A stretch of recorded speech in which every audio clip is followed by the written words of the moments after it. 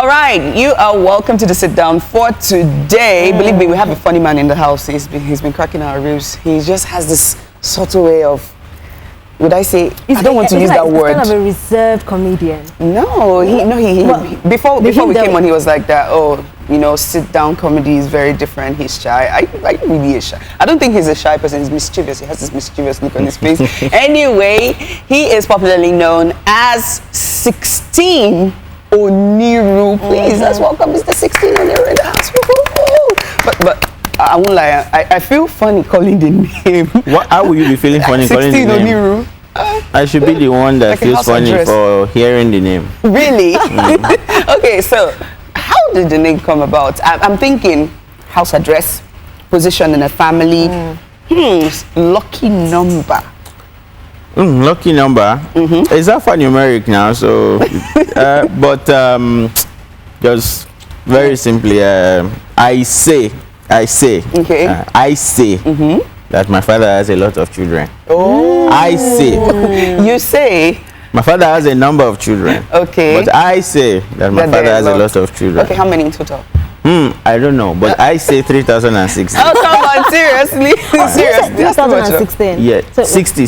Yes. So are you like the 16th? Yes, so instead of having names and surname, we get number and surname. Yes, so that's how I came about it. No, your father is not Abraham, no? How about? We thank God it's not Abraham. Even Abraham didn't have that much. He had just about how many now? He was a father of nations. Father of nations. Many nations. Okay. Okay. You guys are not. Okay, but his real name is Oriyomi Oniru. Oh, why are you calling the name with so much love? He has a ring. Calm down. Oh my God, I'm a Yoruba girl. I have to call it well. Seriously, you're feeling great. You're welcome. You're welcome once again. Thank you very much. So, comedy. I don't know where to start from, but okay, let's just breeze through your upbringing and how comedy came into your life, or how you grabbed comedy by the arm. What exactly happened? Okay, as you said in the beginning that I'm behaving reserved. I don't behave reserved. I am reserved. I'm reserved, but I'm funny. Oh, before you go on, we already have callers on the line. Wow, already. Open, by the way, Ibrahim is on the line from Bauchi State. Hello. Hello. Ibrahim, assalamu alaikum. Yes, I'm fine. No, you repeat the reply now. Malaikum salam, right? Hello. Can you hear me? Yes, I'm on. All right, we have 16 Oniru in the house. You want to say hello? Okay. Yes. Carry on. Hello, boss. Hello. I don't get you right. I'm at school. I just wish to call it now. I don't know even the option. Oh, you're not watching the show right now? Oh. Yes, I'm just at school. I just wish to be online. Oh, thank you so very much for calling. Really appreciate it. Thank you very much. We have a very funny comedian in the house, so he was saying hello to you, but you didn't answer him. Okay. He said, okay. No wahala. Thank you very much for calling. Okay, have a wonderful day in school. Bye-bye. All right, so let me just make it official. The phone lines are open. There are 6 numbers for you to call in on: 08091222283, 848586, also 0814-400-283 and 284. Number 16 of the Oniru is in the house. Okay, so you were saying something. Yes, as I was saying, I'm a reserved guy, but I'm funny. So yeah, I keep wondering, how do funny people know that they are funny? Do you say jokes and you're like, oh my God, that cracked me up? Well, initially that didn't even happen till I started comedy. Oh. Thinking to myself and just laughing. No, but I could just cook up stories and I could gist with my friends, and they would laugh. And there was this day in church. There was a video. It was a variety night, and I had been told about it, but I thought it was a different date. So I came to church for a video on a particular day before my, assumed date, and they said, it's today, and you're going to MC. And I'm like, what? Whoa. Don't I have to prepare and stuff? And they said, well, I don't know how much preparation you want to do now. So I got on stage with a female colleague of mine, and then she did more of the MC job, and everything I said just seemed to make people laugh. Wow. And after that, someone called me and said, look, there's a you know, we have an admin officer in the school. My church used to have a school. The church has a school, and then the admin person was getting married, and I said they don't have MC, and they don't have money. Can you do it? And I said, okay, let's see. So I went to a videographer that I know that covers weddings, and then I got some copies of wedding receptions, and I watched them, and I saw how they ran the reception program. Wow. And I went, and it was fantastic. Wow. So that was your first gig ever? Yes, that was my first gig. Just like that. And at that time, we didn't have a stage name at that time. So, you know, it was just to, I didn't think it would continue. But after that, so, you know, calls were coming from left, right, center. And so I just thought, okay, let's look for a nice name. And then I sat down and it just hit me. But at that point in time, were you still studying? No, I was done after NYSC. Okay. Yes, after NYSC. I was actually looking for a job at the time. Oh, and then the job came so it to came you. in perfect timing. I still got a job after that. I resigned in 2013. Yes, I got a very nice job. Wow. And I resigned. But come to think of it, what you've said now, your short story, although you've still not told us about your background, though, you just briefly. Oh, okay. But really, it makes me realize that comedians are actually very brilliant people. You went back to study for a wedding. Now that's something really spectacular. But as a very, very funny man, don't you think that there's some times where it doesn't really quite click when you tell jokes and you're like, oh, I just confused myself and I confused everybody else? Has that ever happened to you? Not that I confused myself. You know, when we prepare jokes, you know, based on a lot of circumstances. There's some jokes that you have to be intelligent to get. But, you know, you also have to look at your audience as well. The key thing they want to do is laugh. So you don't have to form jokes that only people that are intelligent understand, except, you know, you're going for a function that you are sure that the only people coming are going to be intelligent people, and then, you know, you can just empty your ass now on them and make everybody laugh. But the key thing is laughter, so you must consider the audience and be able to carry people along. So basically you have to just be spontaneous. Not necessarily spontaneous. Spontaneity will come in, but for me, I know I have some friends that are absolutely spontaneous, and you know, Alibaba is trying to groom comedians in that line. Now, I went for his first Alibaba spontaneity competition, and I happened to be the audience favorite, but I wasn't the judge's favorite. So, you know, there were 3 finalists, and I was the 4th guy standing. So, you know, it just opened my mind. Spontaneity is good, but then it's not everybody's strength. For me to be spontaneous at an event, usually I need to listen to a lot of things that people are saying. Like if you perform before me, if you sing before me, if you speak before me, there are a lot of things I can pick from what you just did.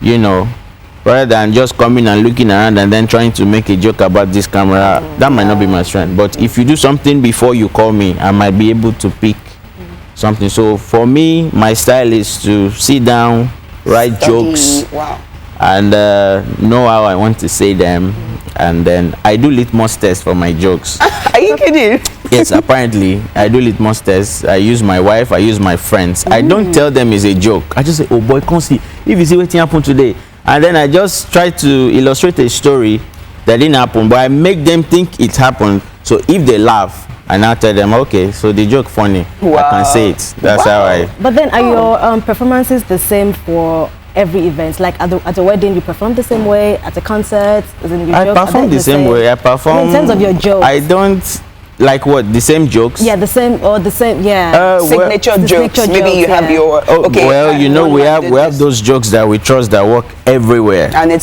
has your name on it. Oh, this is 16 Oniru's joke. With the way the industry is now, like my name. Every time I start a performance, I start with my name. Why my name is 16 Oniru? At least that is a signature joke, and it will be crazy. Please, just give us for anyone to introduce yourself to us now, please. To go and steal that it's lengthy. I hope you can be patient. No, we have all the time. No problem. If you say you have all the time, well, it's just. I say, you know, like when we started, I kept saying, I say. I said, my dad is a Muslim. That's a true story. Okay. And that several years ago, while his friends were going to the mosque to pray on a Friday around 12 noon, he decided to stay in the house and read the Bible. And then he swore that whatever his eyes see in the Bible, he was going to do it real life. So unfortunately for him, he opened to Psalm 127. He didn't read verse 1, he didn't read verse 2. He started from verse 3, where the Bible says, "Behold, children are a gift from the Lord. The fruit of the womb is his reward." Oh no. So he didn't understand it. He now decided to read verse 4, which says, "As arrows are in the hands of a mighty warrior, so are the children of thy youth." He didn't understand, so he read verse 5, which says, "Happy is the man who has his quiver full of them," that's children, "for they shall confront his enemies by the gates." Oh no. So if you know about your new family, well, you know that we have enemies because we sell land. So what my dad understood the Bible to mean was that the more children he had, the less his legal battles will be. So anybody that brings legal battles, his children will fight for him. Oh my God. So that's why he decided to insane. have 3,060 children. But seriously, have you told your dad this joke? I haven't said it in his front yet, but Are you prepared to face the some of my brothers consequences? have heard it. And they've told him. Apparently, they didn't tell him, the extent that I went, Okay. but they just told me the guy is funny, and they can relate. So. But come to think Well, of it. have you ever watched any of your performances? Oh yes. I happened didn't to tell the anchor joke? the 70th birthday of his first wife last year. Oh. Yes, I did, and I went with a friend of mine because I perform in English. So he had to I translate to Yoruba. perform in English most of the time. Even when I'm trying to do pidgin, sometimes I just switch subconsciously. So I can't really do Yoruba jokes. My dad is a king, and you have all these kings around, they are elderly, so sometimes they just want to feel at home and hear their language. So I took a friend of mine along. His name is Damola. Okay. Yes, and then he can do Yoruba jokes, he can do English jokes. So we worked together, and then we just had this smooth sail, and it was very lovely. Even when I gave him the mic to do a tribute to his wife, he was talking about my performance. So it was, That's really great. But now was you've sweet. done a lot of awesome shows. I can't begin to list, from Mobile to oil jokes and everything. But now, thinking about the fact that you're the son of a king, do you think that your royal status has made way for you in your career?